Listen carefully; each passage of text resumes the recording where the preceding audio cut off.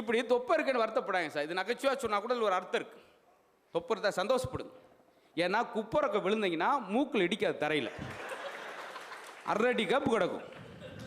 இதே ஒல்லியாக இருக்கும் சொத்து விழுந்தாங்கன்னா மூக்கில் அடித்து 1/2 லிட்டரத்தை கொப்பன்னு போயிடும். நினச்சி பார்த்தீங்களா? அதே போல் கனமாக இருக்குமேன்னு வருத்தப்படாங்க. கொரோனா டிஸ்டன்ஸ் மாதிரி 3 நம்மளை சுற்றி பசலன்றோம்னா 6 பக்கத்தில் விட மாட்டேன்.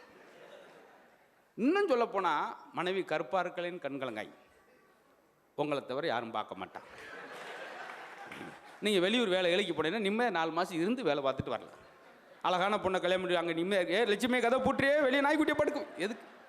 எல்லாமே ஏற்றுக்குங்க சார். ப்ளஸ்ஸாக சார் கொரோனா வந்துருச்சுன்னு எல்லாம் வருத்தப்பட்டீங்களே, 2 வருஷம் இப்படி போச்சேன்னு அதை எத்தனை பேர் ப்ளஸ்ஸாக எடுத்துக்கிட்டீங்க? கொரோனா வந்து ஒரு அழகான வாய்ப்பு சார். கணவன் மனைவி பேசுறதுக்கு இறைவன் கொடுத்த பரிசு. குளிக்கவே முடியாத கங்கை ஆற்றுல தண்ணி அள்ளி குடிக்கிற மாதிரி சுத்தமாச்சு. விலங்குலாம் வெளியே வந்துச்சு. பையன் என்ன படிக்கிறான் தெரிஞ்சுக்கிட்டோம். டிராயிங் வரைஞ்சிருக்கியாப்பா, கொண்டா பார்ப்போம். என்னடா படிக்கிற? பார்த்தீங்களா, வேகமாக ஓடிக்கிட்டு இருந்ததில் நம்மளுக்கு ஒரு ரிலாக்ஸேஷன், ஒரு ஓய்வு கொடுத்தாரு. பார்த்தீங்களா, அதை ப்ளஸ் எடுத்துக்கணும். கொரோனாவில் என்னென்ன நடந்துச்சு தெரியுமா உங்களுக்கு? கொத்தா 800 பேர் 400 பேர் மடிஞ்சுக்கிட்டு இருக்கான். அப்போ ஒருத்தன் காதலிக்கு செல்ஃபோனில் கவிதை, ஊரெல்லாம் பரவுது கொரோனா, நான் உன் கனவுல வர்றேன்னா. கதவை திறந்து பார்க்குறேன் 3 பாட்டி கிடக்கு சார் வெளியே.